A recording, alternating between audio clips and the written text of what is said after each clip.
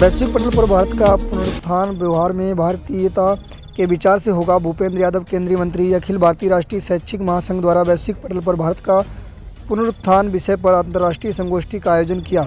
सुरेश जुगनू, सिरोही से रिपोर्ट।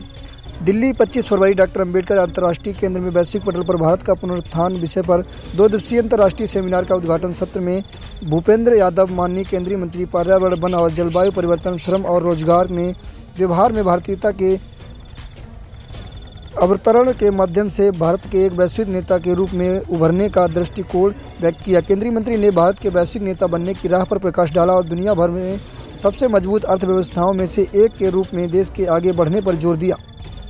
अखिल भारतीय राष्ट्रीय शैक्षिक महासंघ के तत्वाधान में शैक्षिक फाउंडेशन द्वारा national council for promotion of Sindhi language NCPSL और शिवाजी कॉलेज दिल्ली विश्वविद्यालय के सहयोग से डॉक्टर अंबेडकर अंतर्राष्ट्रीय केंद्र नई दिल्ली में 25 और 26 फरवरी 2024 को वैश्विक पटल पर भारत का पुनरुत्थान शीर्षक से 2 दिवसीय अंतर्राष्ट्रीय सम्मेलन का आयोजित किया गया।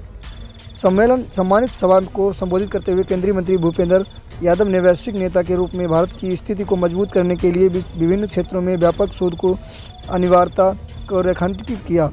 उन्होंने प्रतिनिधियों से माननीय प्रधानमंत्री द्वारा जय जवान जय किसान जय विज्ञान के मंत्र में व्यक्ति का कई भावनाओं को दोहराते हुए अनुसंधान प्रयासों में सक्रिय रूप से शामिल होने का आह्वान किया, जो अब जय अनुसंधान के साथ संवर्धित हो गया है। उन्होंने विकसित भारत के लक्ष्य को प्राप्त करने के उद्देश्य से विभिन्न सहकारी पहलों पर प्रकाश डाला। सम्मेलन की शुरुआत मुख्य अतिथि द्वारा पारंपरिक दीप प्रज्वलन व सरस्वती वंदना के साथ हुई, जिसके बाद सम्मेलन के संयोजक प्रोफेसर वीरेंद्र भारद्वाज द्वारा स्वागत भाषण दिया गया।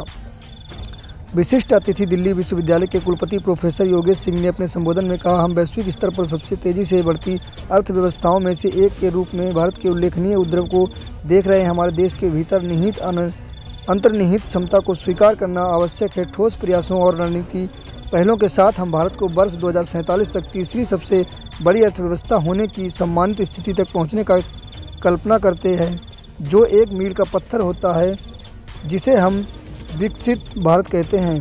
सम्मेलन में कई देशों का प्रतिनिधित्व करने वाले अनेक प्रतिनिधियों की उत्साहपूर्ण भागीदारी देखी गई, जो भारत के वैश्विक कद को आगे बढ़ने की सामूहिक प्रतिबद्धता को दर्शाता है। प्रतिनिधियों ने अपने शोध पत्र प्रस्तुत किए और भारत के पुनरुत्थान के विभिन्न पहलुओं पर जीवंत चर्चा के भाग लिया, जिसमें आर्थिक एवं सामाजिक विकास, स्वास्थ्य, बुनियादी ढांचे, विदेश नीति और सांस्कृतिक प्रभाव आदि जैसे विषय शामिल थे। इन प्रस्तुतियों ने गहन चर्चाओं को जन्म दिया और देश के भविष्य के पथ पर मूल्यवान दृष्टिकोण प्रदान किए। अखिल भारतीय राष्ट्रीय शैक्षिक महासंघ के राष्ट्रीय अध्यक्ष प्रोफेसर JP सिंघल ने अपने संबोधन में दुनिया के सबसे युवा देश के रूप में भारत की महत्वपूर्ण भूमिका और राष्ट्रीय शिक्षा नीति NEP 2020 में अंतर्निहित परिवर्तनकारी क्षमता पर चर्चा की। उन्होंने इस बात पर जोर दिया कि शिक्षा में निवेश सर्वोपरि है। भारत के जनसांख्यिकीय लाभांश का उपयोग कर देश को वैश्विक मंच पर ज्ञान के प्रतीक के रूप में स्थापित किया जा सकता है।